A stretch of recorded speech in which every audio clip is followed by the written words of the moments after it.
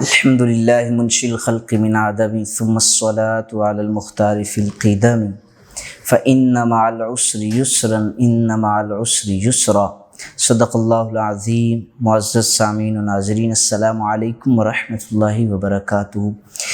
امید ہے آپ سب خیریت سے ہوں گے۔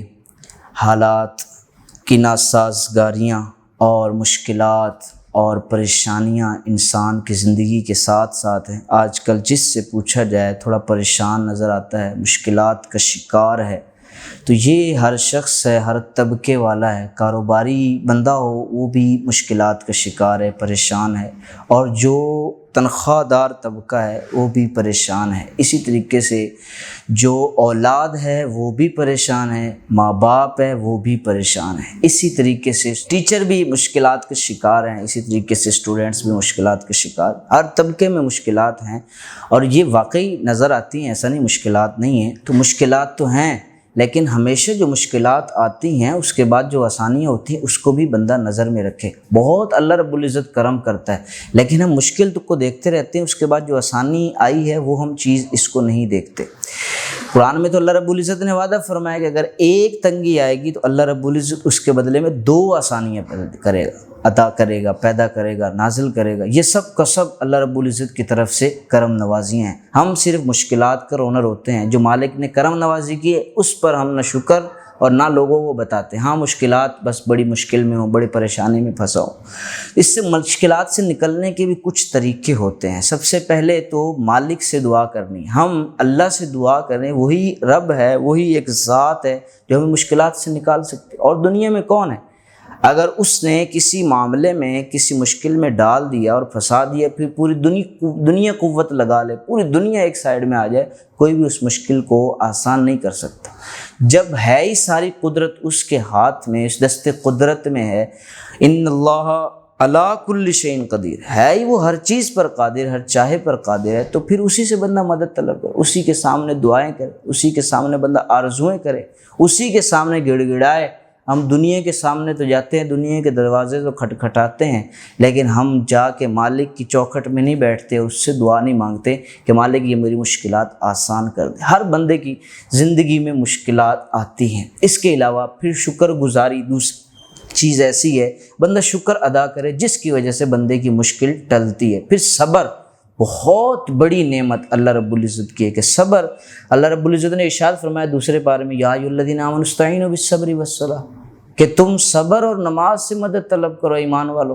تو صبر سب سے پہلے رکھا ہے۔ ہمارے ہاں صبر نہیں، بہت ساری چیز انسان کے پاس، آسانیاں آتی ہیں وہ نہیں بتائے گا، مشکلات آئے اس کے صبر نہیں کرے گا، بتا دے، بتانے کے بعد پھر یہ کہتے ہیں کہ میں صبر بھی کر رہا ہوں، اس پر اللہ کا شکر ہے۔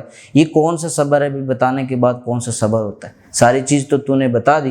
تو صبر سے کام لیں، تھوڑا سا حوصلہ رکھیں، صبر کریں، اللہ رب العزت بہت ساری نعمتوں سے نوازے گا، بہت زیادہ نعمتوں سے نوازے گا۔ اس کی مثالیں بھری پڑی ہیں، ہر طرف آپ کو یہ احادیث میں، آپ کو بہت ساری کتابوں میں، سیدنا سعدی شیرازی رحمۃ اللہ علیہ کی کتب میں آپ کو ملے کہ صبر کرنے کے بعد کتنے اجر ملے۔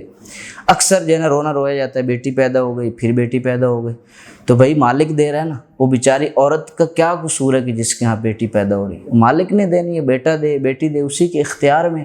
پھر صبر نہیں کرتے، جبکہ وہ بیٹیاں ایسی انسان کے لیے تھی جو جب انسان بستر مرگ پہ ہوتا ہے اس وقت شاید بیٹا آ کے نہیں بچاتا جو کہ بیٹی آ کے بچاتی۔ ہم اس چیز کو نہیں دیکھتے، لو جی بیٹا آئے گا۔ آج کل اتنی کہانیاں ہیں، بیٹوں کی کہانیاں بھری پڑی۔ بیٹی نے آ کے اپنا جو ہے وہاں وقت دیا، ہاسپٹل میں آ کے پیسے خرچ کیے، جبکہ بیٹا صاحب اپنی فیکٹری لے کے سائیڈ میں ہو گئی۔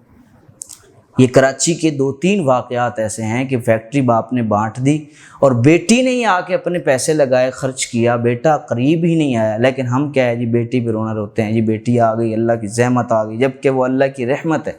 تو ہر چیز اللہ رب العزت جو ہمارے لیے پیدا کرتا ہے اس میں کچھ نہ کچھ ضرور حکمت ہوتی ہے۔ اگر کوئی مشکل بھی آئی ہے تو ظاہری مشکل ہے، جبکہ وہ مشکل نہیں ہوتی، اس میں کہیں نہ کہیں ہمارے لیے فائدہ ہی چھپا ہوتا ہے۔ تو ہر مشکل کو مشکل نہ سمجھا جائے، بلکہ اس کے بعد جو اللہ رب العزت آسانی دے گا اس کو بھی دیکھا جائے۔ تو اس پر مالک کا ہمیشہ اس سے دعا بھی کریں اور اس کے لیے وسائل بھی لائیں۔ پڑھائی کے حوالے سے ہم بات کریں، ٹیچرز کے حوالے سے بات کریں تو اسٹوڈنٹ سے مشورہ کریں، دوسرے بڑے سے ٹیچر سے پوچھیں، کسی تجربہ کار سے پوچھیں۔ اسی طریقے سے اسٹوڈنٹس جو ہیں وہ آپس میں خود مشورے کر کے، خود ہی باتیں اونچ نیچ کر کے، فیصلے کر کے سب ختم کر کے چلے جاتے ہیں، جبکہ کسی ٹیچر سے، کسی بڑے سے، گھر والوں سے کوئی مشورہ نہیں۔ بعد میں پتہ چلتا ہے صاحب ہیں کراچی کے، ملے لاہور سے یا کوئٹہ سے۔ کہاں سے ملے؟ ہاں جی اگلی ندی سے ملے ہیں جی۔ ویسے بھی آج کل بارشوں کے سیزن میں ندیوں پہ ندیاں بہہ رہی ہیں، ساتھ میں صاحب بھی کسی ملیر ندی سے مل رہے ہیں یا کسی اور ندی سے مل رہے ہیں۔